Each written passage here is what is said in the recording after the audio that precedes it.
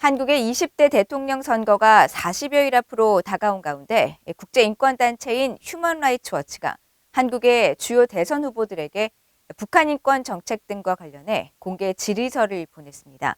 주요 후보들은 북한 인권 문제에 대해 매우 대조적인 시각을 보이고 있는데 국제인권단체와 전문가들은 차기 대통령이 북한 인권법을 시행하고 유엔의 북한 인권 결의안에 적극 관여할 것을 촉구했습니다.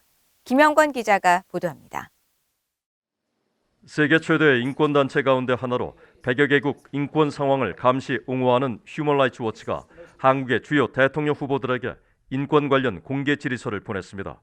휴먼 라이츠 워치는 질의서에서 북한 인권과 관련해 후보들에게 두 가지를 질문했습니다.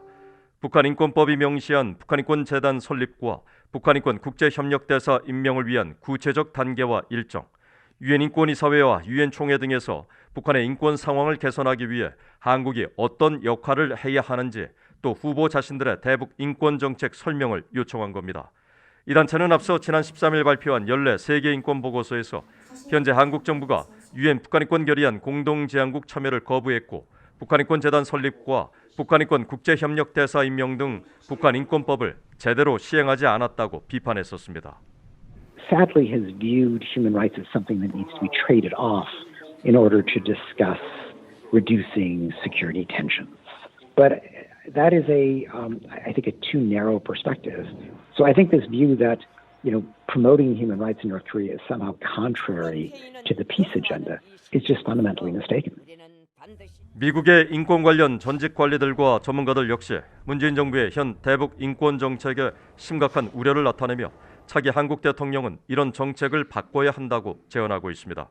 로버트 킹 전 국무부 북한인권 특사는 27일 BOA에 집권 더불어민주당의 이재명 후보는 문재인 대통령과 같은 대북 정책 방향을, 제1야당인 국민의힘 윤석열 후보는 기존 대북 정책에 더 신중할 것으로 보인다면서 누가 대통령에 당선되든 북한 인권 문제에 적극 관여해 북한 당국을 압박해야 한다고 밝혔습니다.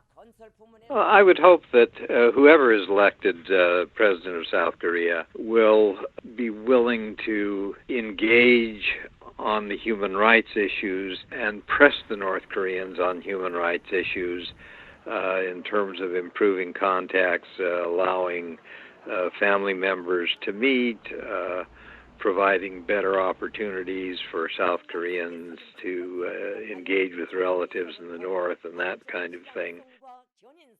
로버트 코엔 전 국무부 인권 담당 부차관보도 차기 한국 대통령은 북한 주민들의 인권과 복지에 대해 연대감을 표하고 유엔 북한인권 결의안 공동제안국에 다시 동참해야 한다고 권고했습니다. One, to express solidarity with the human rights and welfare of the North Korean people, go beyond government relations. Implement the North Korean Human Rights Act. That would be a second recommendation. 휴먼 라이츠 워치는 지난 25일자로 한국의 4대 정당 대선 후보들에게 보낸 질의서의 후보별 답변을 오는 3월 9일 대선일에 앞서 다음 달 24일에 공개할 것이라고 밝혔습니다. BA 뉴스 김영권입니다.